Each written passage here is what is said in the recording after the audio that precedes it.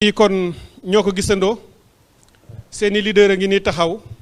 après appel bi ñu leen def relancer la collecte de fonds de Yewwi Askan Wi lii mooy Yewwi Askan Wi di représenter ñeneen ñi waroon ñëw te ñëwuñu ndax ñu ngi aussi sur le terrain pour liggéeyal askan wi encore une fois ñu ngi leen di gërëm ci li ngeen jot a def ay milliers commencé nañu ko di ko joxe ñu leen di fàttali rek ni tey journée de relance la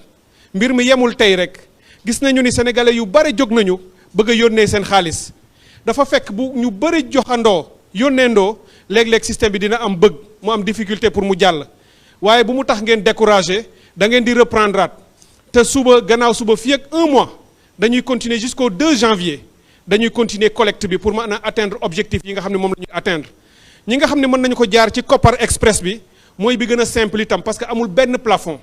yeneen numéro yëpp nag dañ koy suivre au quotidien di ko génnee di ko reverser ci koppar bi pour que ngeen di mën a am marge mais bu leen ci décourager benn yoon loolu vraiment ñu ngi leen ciy ñaax ku yónnee mu am jafe-jafe essayel beneen système bi ci beneen numéro wala Wave wala Orange boo amee jafe-jafe nga reprendre sax le lendemain na leen ko jaral comme ni mu ko jaralee seeni leader pour que ñu atteindre suñu ay objectifs li ñu war a def lépp ci suñu wàll dinañ ci taxaw sécuriser ko ba nga xam ni képp ku ci yónnee sa 500 francs wala 1 million wala comme ni ko Ousmane waxee léegi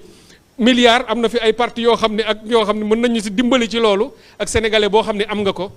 ñu assurer leen jox leen garantie que xaalis bi dinañ ko yóbbu fi mu war a dem maanaam ñu delloowaat sénégalais yi espoir ak espérance ñu gagné collectivité locale yépp ci bu ñu yeggee ci le 23 janvier mu nekk nag l'amorce pour ñu dox jëm ci élection législative ak comme ni ñu leen ko promettre un changement radical de ce pays à la prochaine élection présidentielle donc Yewwi Askan Wi ci turu commission finance ñoo ngi leen di gërëm bu baax a baax may jox rek doyen Khalifa Sall mu tëj waxtaan wi gërëm leen sant leen joxaat leen rendez-vous la prochaine fois yii dinañ ci def lu baree bare fii ak ñu yegg ci un mois yi nga xam ni ci la durée wu collecte bi di nekk merci. jërëjëf Serigne Cheikh ci turu conférence des leaders ñu ngi lay féliciter la bu baax ci initiative bi féliciter la ci ni ngeen ko doxale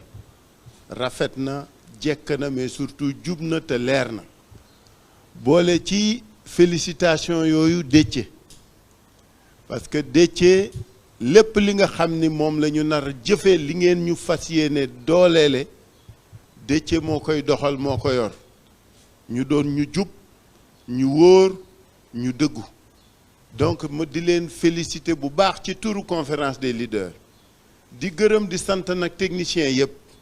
muy ñaari présentateurs yi muy techniciens yi ci ginnaaw nga xam ni pour que lii mën ne ak ni mu jekke ni mu taaroo ñoom la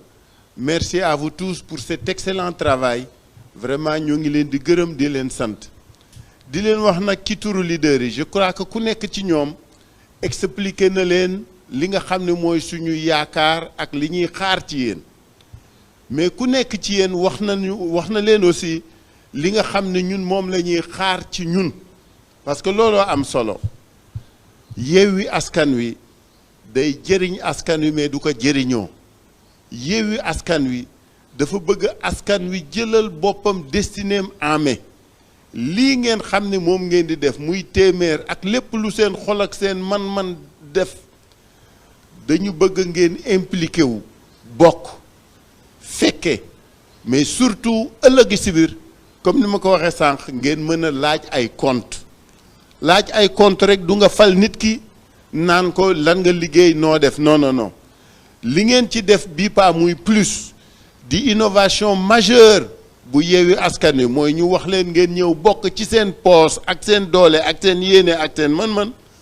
dafa leen jox nag droit wu ak obligation wu ngeen di xaalis bi nga xam ne moom lañ ci def fan la aw redevabilité boobu nga xam ne ñun moom la ñu engagé wu dina leer dërëm bu fi dugg di ngeen xam fan la jóge nan fan la dugg ak lan la jëriñ kooku c'est un engagement que ñun ñëpp ñu jël may wax rek sénégalais yi fi nekk ak yi ci bitim réew ku ci nekk xam leen ni Yewwi Askan Wi askan wee ko soxal askan wee ko ñoral réew mee ko tax a jóg lu ko jëmal kanam moo ko amal solo et que lépp lu ngeen ci def seen bopp ngeen ko defal du pour ñun naam dana tax ñu mën leen di waxal parce que nous ne sommes que des porte-parole mais ñiy jëriñu ak li ñuy jëriñu ci yéen lay jóge ci yéen lay dem moo tax ñu di leen gërëm di leen sant di félicité waat ñëpp ñi nga xam ni seetaan nañu ñi ci diaspora bi ñi ci kër yi ñi ci liggéeyukaay yi ñi ci terrain de sport bi képp koo xam ne li ñuy def tey ñor na la soxal na la ba nga seetaan ñu rek doy na déjà soo jëlee ci sa mën-mën nga jox ñu gën ko rafetlu bon nag ñoo ngi gërëm ñëpp ñoo ngi sant ñëpp di féliciter nag leader yi je crois que seen wax yi leer na li ñu wax dëggu na jub na et incha allah lépp luñ ci def day leer seen téeméer mooy seen doole mooy seen kàddu mooy li jëriñ askan wi ëllëg maa ngi leen di gërëm di leen sant